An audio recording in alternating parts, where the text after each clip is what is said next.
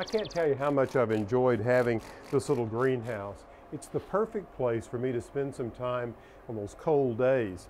Now, you see in here, I have a lot of my house plants and a lot of the plants that I use for interest in the garden during the growing season. I've got interesting grasses, palms. Just look at this Euphorbia diamond frost in full bloom. It loves it in here. I even have impatiens in bloom.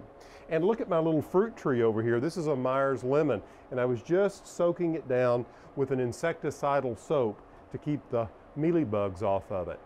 Now, one thing I did this year that I am really excited about, back in the fall, I actually planted some tomatoes. Who likes those tomatoes that you get in the store this time of year? They taste like cardboard. But let me tell you, these little gems are so delicious. They taste like they came out of the summer garden. Now what's interesting is that I planted these from seed, and in 70 days they started producing fruit, okay? I've been collecting tomatoes off of these now for about 2 months. And you can see the plants are getting a little spent, but I'm telling you, I'm so impressed. This variety is called Balcony Red.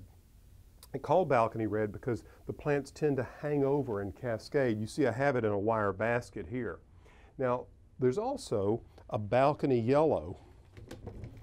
I just planted in a little 1-gallon pot, again, just to experiment, but just look at all of this gorgeous fruit.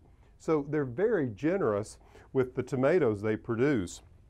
Now, what's interesting about these, you can't just plant any tomato. You couldn't just put a Brandywine in here and expect this kind of production. These have been bred to not require as much light. So they don't have to have a grow light in here for them to produce this sort of yield. Now, the only problem that I've had with them is a touch of scale that's just come on. There are little white insects that attach themselves to the stems and leaves. And so I use an organic spray and just soak them down really good like this to get rid of it. And the reason I use an organic spray is because I'm eating the tomato, so I want something that's very safe. Now, some of the other things that I'm growing here include this Dynasty red cabbage. Isn't that gorgeous? A cool weather crop that I will plant out in the garden probably in the next week or so. Experimenting here with some beets. Just look at that gorgeous color. And then some other cool weather flowers such as violas. So lots going on here that soon will go out into the garden. But I have to tell you, those tomatoes have been so good, and they're going to finish up just about the time it's time to set out plants in the garden. So I'll have tomatoes year-round.